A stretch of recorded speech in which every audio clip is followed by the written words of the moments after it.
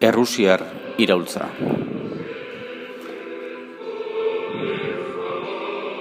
Errusian aintzinako erregimena indarrean zegoen.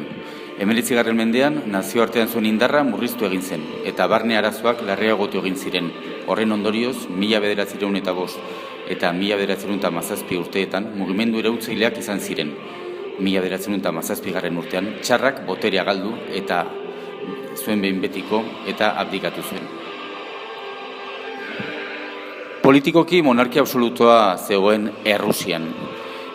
Nikolas Bigarrena txarrak agintzen zuen Eliza Ortodoxoa armada eta burokrazaren laguntza eta babesarekin. Duma bazegoen botere mugatua zuen parlamentua zen hori. Eta txarismoaren aurkako indar politikoak horrela zeuden antolatuta. Kerenskiren burges alderdi sozial iraultzailea alde batetik eta langile iraultzaileak bestetik. Hauek mentxebike moderatuak eta boltxebike taldeetan banatuta zeudela.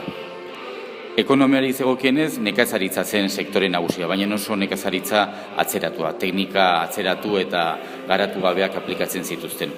Industrializazioa ere oso ahula zen, baina hala ere, esan beharra dago, langile klasea poliki-poliki agertzen hasi zela. Sozialki desberdintasunak oso handiak ziren gizarte horretan, jende gehiena miseria gorrian bizi zen.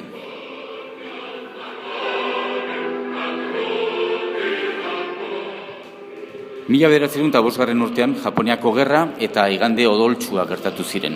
Urte horretan Japoniarren tropek txarren armada garaitu zuten eta honek biztanlegoarengan nahigabea eta istiluak sortarazi zituen. Jendeak kalera atera zen protesta egitera eta oso gogor oldartu zitzaizkien. Igande odoltsua deitzen zaio Zorigaiztoko egun horri. Orduan nekazariak eta langileak Sovietetan antolatzen hasi ziren. Sovietak zeritzan batzar horietan. Eta txarrak orduan kontzesioak egitera behartuta sentitu zen txarra. Eta Duma, sufragio unibertsalaren bitartez aukeratzea erabaki zuen. Manifesto imperiala zeritzan erabakia izan zen hori. Baina bere hitza betetzeke utzi zuen.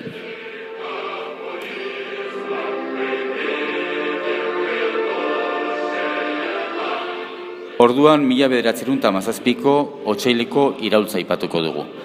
1914ean, Errusiaren Gerra Mundialean sartu zen, eta horrek herriak ez zuen inoiz onartu, grebak eta manifestazioak izan ziren. Eta hauek ere gogor erreprimituak izan ziren, 1905ko igande odoltsua bezala.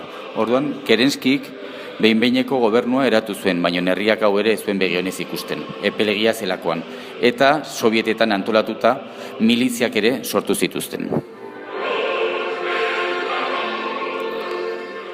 Orduan 1917ko urriko iraultza gertatu zen. Behin-behineko gobernuak ezin izan zuen gizartea eta politika ezegonkortasuna eragotzi eta era berean gobernuak gerran segitzea erabaki zuen. Eta testuinguru honetan Leninen eskuartzea erabakigarria izan zen. Suizatik, erbestetik itzuli zen.